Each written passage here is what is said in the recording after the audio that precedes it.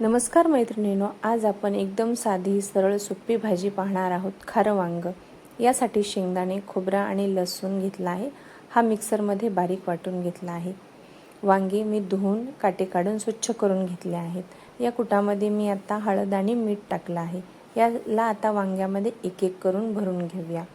याचं नाव खारं आहे म्हणून याच्यामध्ये चटणी किंवा लाल तिखट किंवा हिरवं तिखट टाकल्या जात नाही। आमच्या इथे मराठवाड्यामध्ये खारं वांग असंच करतात। तुमच्या इथे कसं करतात मला नक्की कमेंट करून सांगा। आणि ही भाजी लहानापासून मोठ्यांना तर आवडतेच आणि विशेष म्हणजे मुलांना दुसरी भाजी करायची गरज लागत नाही। कढईमध्ये तेल टाकलं आहे, त्यात मोहऱ्या, जिरे आणि कढीपत्ता टाकला आहे। कढीपत्ता चिरून घेतला आहे जेणेकरून तो आपल्या पोटात जाईल।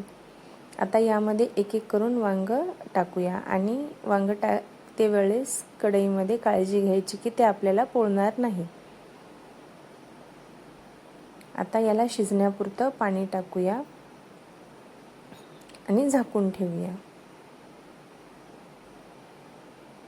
याच्यामध्ये थोडा रस्सा जास्त असेल तर छान लागतो म्हणून मी आणखीन थोडंसं पाणी टाकत आहे। तुम्ही तुमच्या आवडीनुसार पाणी टाकू शकता। आता आपली भाजी शिजली आहे, चमच्याच्या साहाय्याने बघायचं। आणि आता हिला जो उरलेला कूट होता तोही मी टाकत आहे जेणेकरून भाजी खूप जास्त पातळ होणार नाही।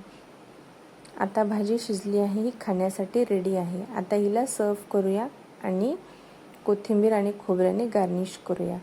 तुम्हाला रेसिपी कशी वाटली नक्की कमेंट करून सांगा आणि तुमच्या भागामध्ये या भाजीला काय म्हणतात हेही सांगा। धन्यवाद।